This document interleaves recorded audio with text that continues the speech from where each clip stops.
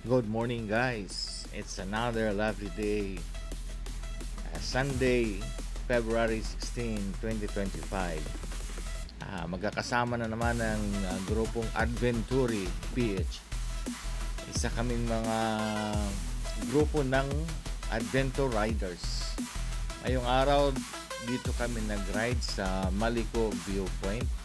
Ito yung mazigzag na destinasyon dito sa kabundukan ng San Nicolas, Pangasinan. Ito yung boundary ng probinsya ng Nueva Vizcaya at Pangasinan. At ito rin ang nasasakop ng dalawang bayan ng Santa Fe at San Nicolas, Pangasinan. Ang ganda dito, guys, napaka-tahimik, napaka-scenic ng view. Ang ganda pala ng kabundukan sa Pilipinas at napakataas ng lugar na ito.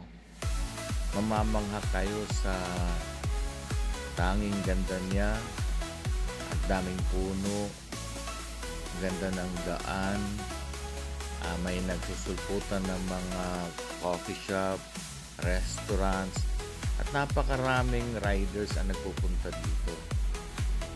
Nakakatuwa naman at walang mga kamote riders dito dahil pag nagkamali sila, sigurado may paglalagyan sila. Sa taas ba naman ng mga bangin dito. Kaya pag nag-ride kayo dito, siguradong hanggang liig ang takot ninyo at kailangan tripling ingat dahil matataas ang bangin dito. Itong grupo namin ay sa awa ng Diyos, napakaingat naming lahat sa aming pagmamaneho at kami nagbibigay ng gabay at payo sa kapwa namin riders. At itong ride namin ngayon ay isang masasabi kong linanong ride. Matagal na pero ngayon lang kami nagkasama-sama kaya itinuloy namin. More or less mga 18 kaming riders na nag-ride dito ngayon.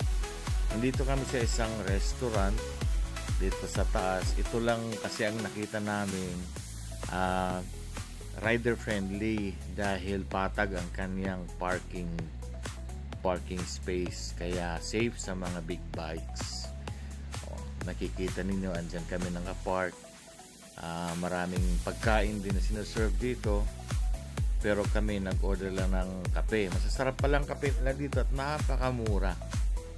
Dahil pagkatapos dito, tutuloy naman kami sa San Manuel, doon sa San Roque Dam. At meron kaming kasamang rider na may mag-anak doon.